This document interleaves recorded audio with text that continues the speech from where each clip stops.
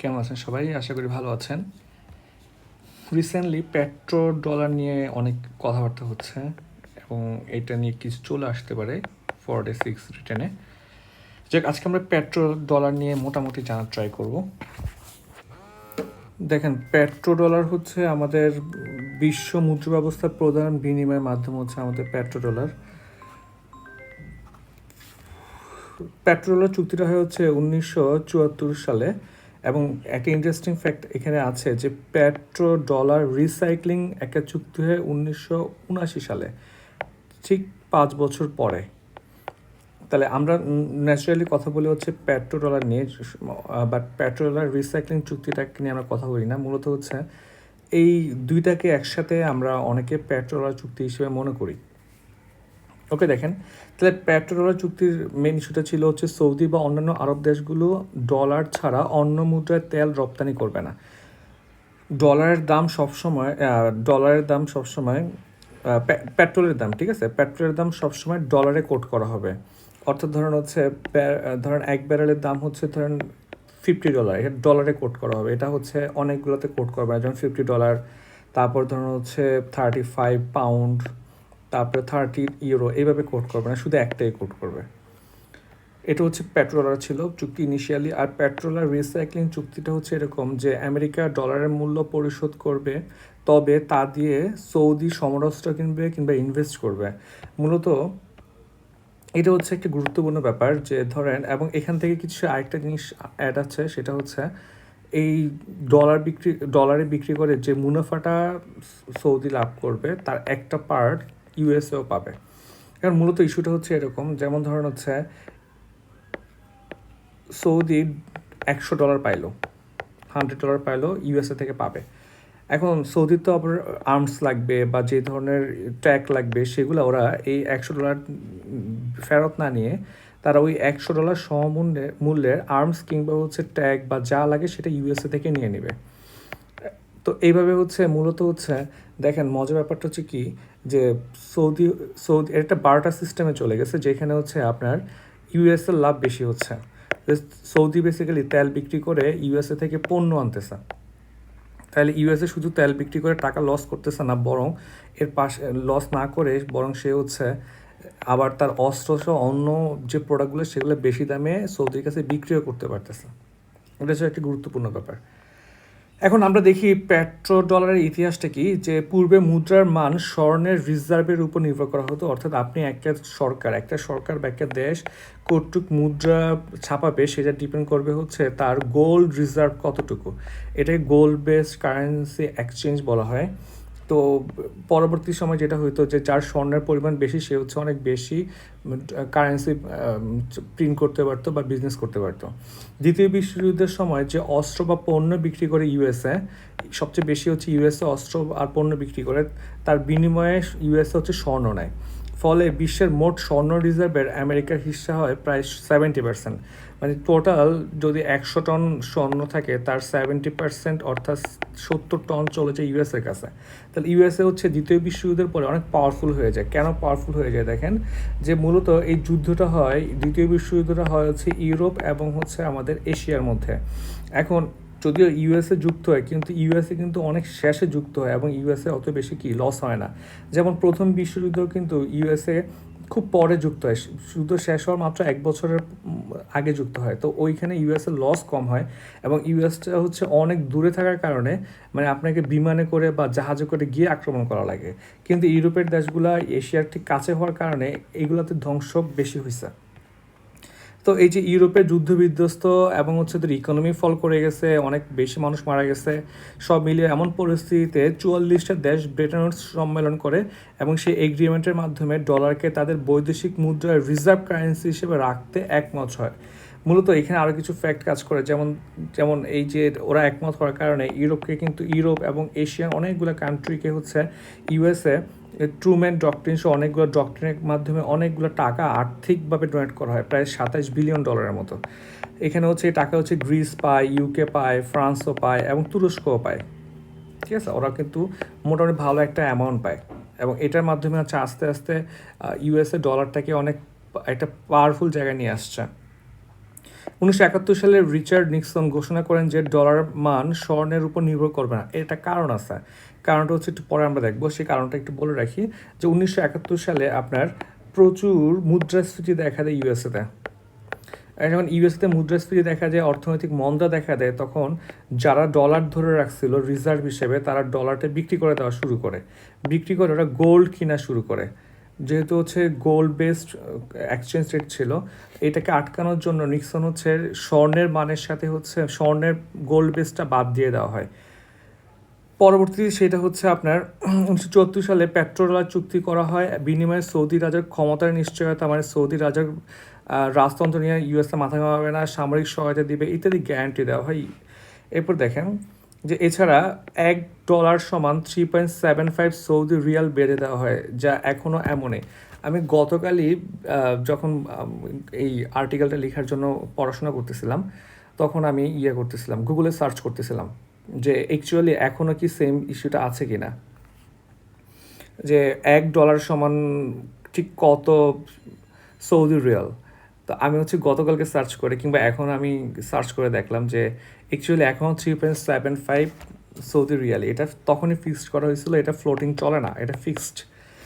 দেখেন এছাড়া এটা একটা ইন্টারেস্টিং ইনফরমেশন, এটা মাথায় রাখতে পারেন, আপনি অনেক জায়গায় ইউজ করতে পারবেন।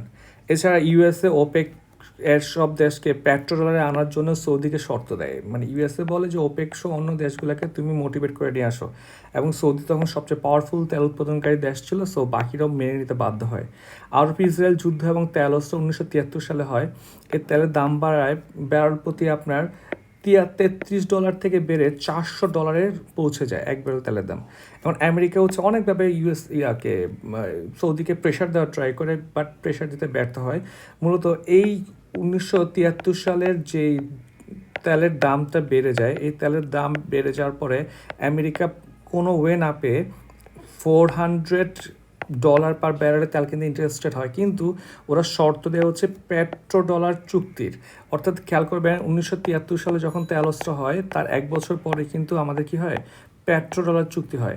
এখন সৌদি হচ্ছে প্রথমে হয়তো ব্যাপারটা সে বুঝতে পারে নাই, বা অ্যাকচুয়ালি ওর লস নাই যে পেট্রোডলার চুক্তি হওয়ার কারণে, সে কিন্তু তার টাকা ঠিকই কামাচ্ছে।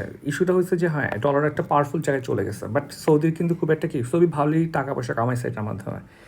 এখন দেখেন যে আমাদের পরীক্ষার জন্য সবচেয়ে বেশি ইম্পর্টেন্ট হচ্ছে পেট্রোডলারের প্রভাবটা কি। দেখেন 1971 সালে ইউএসএ অর্থনৈতিক মন্দা এবং মুদ্রাস্ফীতি দেখা দেয়, এতে অনেক দেশ ডলার ভাঙিয়ে স্বর্ণে রূপান্তর করে, তখন রাষ্ট্রপতি হচ্ছে স্বর্ণের মান ডলার থেকে বিযুক্ত করা হয়। এখন এর প্রভাবটা আমরা দেখি, এটা কিছু ইতিবাচক প্রভাব আছে, কিছু নেতিবাচক প্রভাব আছে। এখন দেখেন প্রতিটা রাষ্ট্র চুক্তিগুলো করে হচ্ছে নিজের লাভের জন্য, তাহলে ইউএসএ যেহেতু চুক্তি করছে আমরা ইউএসএর লাভটা আগে দেখি। যে ডলারের চাহিদা বৃদ্ধি, পুরো ওয়ার্ল্ডে হচ্ছে ডলারের চাহিদা বেড়ে গেছে, এতে মার্কিন সরকারের ঋণ বহন করার ক্ষমতা বেড়ে যায়। দেখেন যে মার্কিন সরকার এখন প্রচুর ঋণ নিলেও সমস্যা হচ্ছে না, ওরা সবচেয়ে বেশি ঋণগ্রস্ত দেশ কিন্তু আমেরিকা, বাট এতে কোনো ঝামেলা হচ্ছে না। এরপর দেখেন বৈদেশিক বিনিয়োগ বৃদ্ধি, ডলারের মূল্য স্থিতিশীল থাকায় বৈদেশিক বিনিয়োগকারীরা মার্কিন সম্পত্তিতে বিনিয়োগ করতে উৎসাহিত হচ্ছে। ইউএসএ কিন্তু সবচেয়ে বেশি আপনার বিনিয়োগ আকর্ষণ করে, এটা তো আপনি জানেন, এফডিআই আকর্ষণের 1 নম্বর দেশ হচ্ছে ইউএসএ। রাজনৈতিক প্রভাব বৃদ্ধি পেয়েছে আমেরিকার। এরপর দেখেন বিশ্ব অর্থনীতি ভালো দিক কী, যে বিশ্ব বাণিজ্য সহজতর হয়েছে। দেখেন এই যে ডলারে কিছু, পাউন্ডে কিছু, কিছু, অতগুলো কারেন্সি মেনটেন করা আছে, একটা কারেন্সি মেনটেন করা কিন্তু সবার জন্য ইজি। যেমন ধরুন হচ্ছে আমিও হচ্ছে মাঝে সোশ্যাল মিডিয়া কাজ করতাম, প্রমোশনের কাজ করতাম কিছু, তো আমি হচ্ছে ধরেন এই যে চীনের ইউয়ানে বা ইয়েনে, তারপর পাউন্ডে, ইউরোতে, এগুলোতে পে করা অনেক বিরক্তিকর। তার চেয়ে আমি এখন সরাসরি ডলারে পে করতে পারতেছি, একটা কারেন্সি দিয়ে আমি পুরো পৃথিবীতে কাজ করতে পারতেছি, এটা কিন্তু বাণিজ্য সহজতর হয়েছে। মূল্য স্থিতিশীলতা, পেট্রোলের ব্যবস্থায় তেলের দাম স্থিতিশীল রাখতে সহায়তা করে, যা বিশ্ব অর্থনীতির জন্য উপকারী। হ্যাঁ, আপনি যদি দেখেন যদি 5টা কারেন্সিতে তেল আদান প্রদান হতো, তখন হতো কি যে 5টা কারেন্সির ইন্টারচেঞ্জে ঝামেলা হয়ে যেত। যেমন ধরেন হচ্ছে ডলার এবং হচ্ছে ইউরো, সবগুলোতে হচ্ছে আপনার কি তেল বিক্রি করে, তখন হচ্ছে তেলকে বারবার সমন্বয় করা লাগতো, আবার এই ডলার ইউরোর মধ্যে সমন্বয় করা লাগতো। কারণ যদি দেখা যেত ডলার স্ট্রং হয়ে যাচ্ছে এবং ওদের এক্সচেঞ্জ রেটে ঝামেলা আছে, তখন মানুষ হচ্ছে ডলারে কিনতো এবং হচ্ছে ইউরোতে বিক্রি করতো, এই ধরনের ইস্যুর কারণ ঝামেলা হতো। এখন দেখেন কিছু নেতিবাচক প্রভাব আছে, যেমন মার্কিন অর্থনীতির জন্য নেতিবাচক প্রভাব হচ্ছে মুদ্রাস্ফীতির ঝুঁকি, প্রচুর মুদ্রা ছাপানো লাগছে ওদেরকে, দেখেন একটা বৈশ্বিক কারেন্সি হওয়া কিন্তু এত ইজি ব্যাপার না। ইউএসএ কিন্তু এই রিস্কটা নেওয়া লাগছে। পুরো পৃথিবীতে হচ্ছে কিন্তু ডলার আছে, প্রতিটা দেশের কাছে ডলার আছে, এবং কোনো কারণে যে ডলারগুলো হচ্ছে ইউএসএতে ব্যাক করা শুরু করে প্রচুর মুদ্রাস্ফীতি বেড়ে যাবে। বৈদেশিক নীতির উপর নির্ভরতা, যে ইউএসএ তেল উৎপাদনকারী দেশের উপর বেশি নির্ভরশীল হয়ে পড়েছে, স্বাভাবিক যে যেহেতু পেট্রোলার হচ্ছে আপনার সৌদি সহ ওপেকের উপর নির্ভর করে। এবার ওপেক হচ্ছে অনেক পাওয়ারফুল হয়ে গেছে। আপনার যেটা দেখছেন হচ্ছে এই রুশ ইউক্রেন যুদ্ধের সময় যে বাইডেন বলছিল যে তেল উৎপাদন বাড়ানোর জন্য, কিন্তু সৌদি যুবরাজ তেল উৎপাদন আর কমায় দিছে। এতে হচ্ছে কিন্তু ইউএসএ ঝামেলায় পড়ে গেছে। আর বিশ্ব অর্থনীতির উপর যে নেগেটিভ প্রভাবগুলো পড়ে সেগুলো হচ্ছে অর্থনৈতিক অস্থিরতা, যে তেলের দামের ওঠানামা বৈশ্বিক অস্থিরতার সৃষ্টি করে। তেল দাম চেঞ্জ হওয়া মানে তো বোঝেন সব কিছু দাম চেঞ্জ হওয়া। এছাড়া হচ্ছে অসমতা বৃদ্ধি, মানে এখানে একটা বড় ধরনের অসমতা ক্রিয়েট হয়। যে দেশগুলো তেল বিক্রি করতেছে তারা অনেক টাকা পাচ্ছে বা ইউএসএ সাপোর্ট পাচ্ছে, এবং মানে ধরেন ওপেক হচ্ছে টাকা পাচ্ছে, ইউএসএ হচ্ছে ওদের ডলারটা হচ্ছে বাজারজাতকরণ হচ্ছে বা ইন্টারন্যাশনাল হচ্ছে, কিন্তু মাঝখানে হচ্ছে আপনার অন্য কারেন্সিগুলো একটু প্রেশারে পড়ে যাচ্ছে। এটা একটা বড় ধরনের অসমতা। এখন দেখেন যে পেট্রো ডলারের পতন সম্ভাবনা আছে কিনা বা ডলারের পতন সম্ভাবনা আছে কিনা, এটা হচ্ছে মেন ইস্যু। মানে পেট্রো ডলারের পতন সম্ভাবনা মানে হচ্ছে সৌদি বা যারা তেল উৎপাদনকারী প্রতিষ্ঠান আছে তারা ডলার বাদে অন্য কারেন্সিতে পেট্রোল বিজনেস আগাবে কিনা। দেখেন যে ডলার আগ্রাসনের কারণে অনেক দেশ রিজার্ভ হিসেবে ডলারের উপর নির্ভরতা কমাতে যাচ্ছে। ডলার আগ্রাসন মানে তো বুঝছেন যে যেটা হচ্ছে করে যে ডলারটাকে হচ্ছে ইউজ করে ইউএসএ হচ্ছে নানান দেশকে প্রেশারে রাখে, কখন নিষেধাজ্ঞা দেয়, কখন হচ্ছে সুইফট থেকে বের করে দিচ্ছে। এই ধরনের ইস্যুগুলোর কারণে হচ্ছে মানুষ হচ্ছে একটু স্ট্রেসফুল হয়ে যাচ্ছে, যে তারা ডলারের উপরে 100% রিজার্ভ রাখতে যাচ্ছে না, বরং ডাইভার্সিফাইড করতে যাচ্ছে, ভার্সেটাইলে একটা রিজার্ভ রাখতে যাচ্ছে। যেমন গোল্ড রাখতেছে, এখন ইউরো রাখতেছে অনেকে। তাহলে দেখেন ইউএসএ আফগানিস্তান থেকে শুরু করে রাশিয়া পর্যন্ত নানান দেশের রিজার্ভ আটকে দিচ্ছে। এতে অন্য দেশ ভয় পাচ্ছে, ফলে নানান দেশ এর থেকে বের হতে যাচ্ছে, যেমন রাশিয়া, চীন, পাকিস্তান, ভারত। রাশিয়ার প্রায় $600 বিলিয়ন আটকে দেয় আমেরিকা, এর পাশাপাশি সুইফট থেকেও বের করে দেয়। এটার কারণে কিন্তু এখন দেখেন চীন কিংবা ইন্ডিয়া ওরা কিন্তু নিজস্ব একটা একটা একটা মানি ট্রান্সফার সিস্টেম ক্রিয়েট করতে যাচ্ছে, এবং ডলারের সব টাকা ডলার রাখতে যাচ্ছে না। ভারত রাশিয়া 1953 সালের রুবল এবং হচ্ছে রুপি বাণিজ্য চুক্তি করেছে, বর্তমানে তারা পুনরায় সেই চুক্তির অধীনে বাণিজ্য করার সিদ্ধান্ত নিয়েছে। এছাড়া সৌদি চীন স্থানীয় মুদ্রায় বাণিজ্য করার সম্ভাবনা নিয়ে ভাবছে। সৌদি তেলের 25% যায় চীনে। তো শুধুমাত্র যদি এই চীন এবং সৌদি যদি আপনার নিজেদের কারেন্সিতে এক্সচেঞ্জ শুরু করে, তখন কিন্তু ডলারের মোটামুটি ভালো একটা প্রেশার ক্রিয়েট হবে ডলারের উপরে। দেখেন রাশিয়া তেল গ্যাস রপ্তানির প্রধান শর্ত দিয়েছে রুবল মূল্য পরিশোধের জন্য। ইউরোপের নানান দেশ ইতিমধ্যে রুবেলে কিনেছে, যেমন হচ্ছে হাঙ্গেরি চাহিদা 2/3 তেল কিনে রাশিয়া থেকে, Slovakia, Bulgaria, Serbia, Greece, Croatia. দেখেন এগুলো একটা ব্যালেন্স করা লাগবে। ধরেন রাশিয়া হচ্ছে গ্রিসকে প্রেশার দিল যে রুবলে কেনাবেচা করো। এখন রাশিয়া রুবল হচ্ছে তাহলে এক্সচেঞ্জ করা শুরু করে গ্রিসের সাথে। গ্রিসের কাছে ধরেন হচ্ছে কিছু রুবল আছে। এখন রাশিয়া হচ্ছে সৌদি থেকে তেল কিনে, সৌদি বললো ঠিক আছে আমি তোমাকে রুবেলে তেল বিক্রি করব। তখন কিন্তু এই গ্রিস আরও রুবেলে ব্যবসা করতে ইন্টারেস্টেড হবে, যেহেতু এটা অ্যাকসেপ্টেড কারেন্সি। আবার এই সৌদি হচ্ছে রাশিয়ার সাথে রুবেলে হচ্ছে আপনার অস্ত্র বা তেল কেনাবেচা করবে। তাহলে এইভাবে হচ্ছে একটা কারেন্সি হচ্ছে আপনার ঘুরতে থাকে এবং অ্যাকসেপ্টেন্সি পায়। তাহলে যত বেশি কারেন্সি হচ্ছে আপনার মানুষ বেশি ইউজ করবে, এবং যদি শুধুমাত্র চীন এবং সৌদি এই দুইটা কান্ট্রি যদি আপনার কারেন্সিগুলোকে ইউজ করা শুরু করে, তখন দেখবেন হচ্ছে ডলারের হিস্সা কমে যাবে অনেক বেশি। এবং সবচেয়ে ইম্পর্ট্যান্ট ব্যাপার সেটা হচ্ছে যে পেট্রো ডলারের যে আধিপত্য, সেটাতে বড় একটা ধাক্কা চলে আসবে। এছাড়া দেখেন ব্রিক্স নতুন নিজস্ব মুদ্রায় ব্যবসার কথা ভাবছে। এখন ব্রিক্স যদি নতুন মুদ্রায় ব্যবসার কথা ভাবে, ব্রিক্সে কিন্তু এখন সৌদি আছে, ইরান আছে, রাশিয়া আছে। তার মানে হচ্ছে ওরা কিন্তু তেল গ্যাস উৎপাদন করে। তার মানে বুঝতে পারতেছেন পেট্রোলের জন্য একটা হুমকি ক্রিয়েট হইতে পারে। অর্থনৈতিক সংকটে থাকা নানান দেশ নিজেদের মুদ্রা ব্যবহার করতেছে, যেমন হচ্ছে টাকা, রুপি, টাকা, ইয়েন। এখন দেখেন ধরেন ঢাকা হচ্ছে আপনার বেইজিংয়ের মুদ্রায় এক্সচেঞ্জ করলো, এবং বাংলাদেশের কাছে কিছু কি আছে আপনার বেইজিংয়ের মুদ্রা আছে, এবং বেইজিং এবং হচ্ছে আপনার যদি সৌদি নিজস্ব মুদ্রা এক্সচেঞ্জ করে, তখন কিন্তু বাংলাদেশের জন্য লাভ।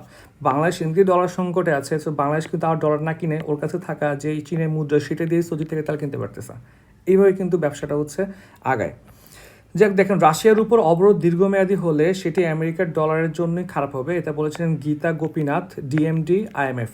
তাহলে এটা হচ্ছে মোটামুটি একটা কনসেপ্ট দাঁড়া করানো ট্রাই করেছি পেট্রো ডলার। তাহলে পেট্রো ডলার কী এবং পেট্রো ডলার চুক্তি এবং পেট্রো ডলার রিসাইক্লিং চুক্তি, পেট্রো ডলারের ইতিহাস, কেন এটা আসছে, এটার প্রভাব, পজিটিভ নেগেটিভ প্রভাব, এবং হচ্ছে পেট্রো ডলার পতন সম্ভাবনা আছে কিনা, এটা নিয়ে আজকে ক্লাসটা হয়েছে। সবাইকে অসংখ্য ধন্যবাদ, ভালো থাকবেন।